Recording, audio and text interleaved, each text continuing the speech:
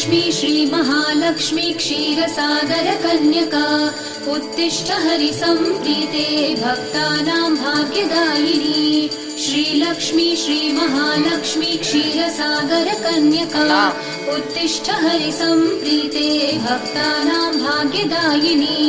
उत्तिष्ठोत्तिष्ठ श्रीलक्ष्मी विष्णुवक्षस्थलालये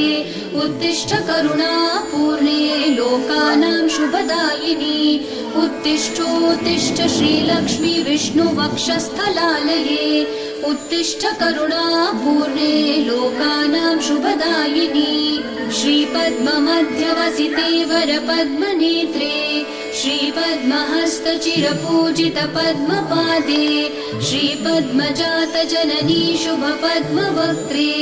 श्रीलक्ष्मी भक्तवरदे तव सुप्रभातम्।